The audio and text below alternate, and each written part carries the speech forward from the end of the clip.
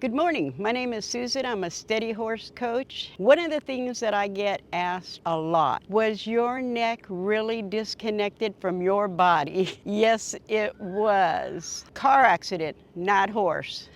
Car accident. But because of the car accident, I was told that I'd never be able to ride again. So what they did was put these rods in the back of my head so that I can look straight ahead. I can't look up or down or sideways or anything, but I can look straight ahead. When they put these rods in the back of my head, I did not know what they were going to do. It was experimental. They came in and said, oxygen's going to deplete. We just don't have any answers. The next day, a doctor came in and went, "Are you a gambler?" And I thought, what the? I said, yeah.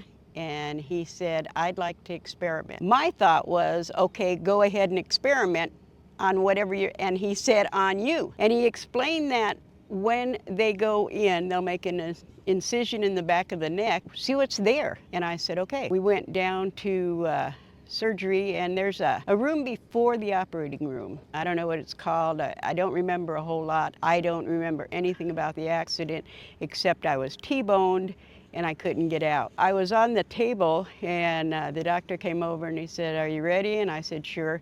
I said, "Look, Doc, if this looks like it's going to go south, let me die on the table, please. I cannot live like this."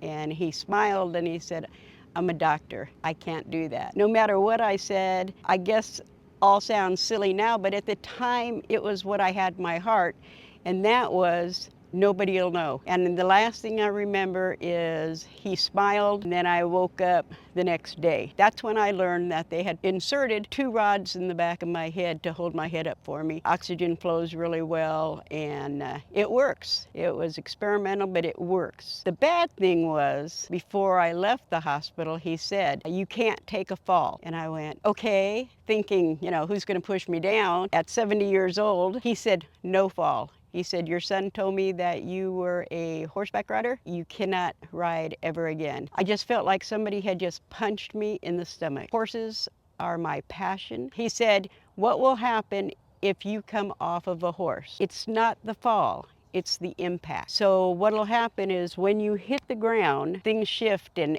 move and break. The pressure from hitting the ground will push the rods through the brain, and I'll die instantaneously." I said, okay. And before I left the hospital, he said, "Promise me you won't ride." And I remember that day like it was yesterday.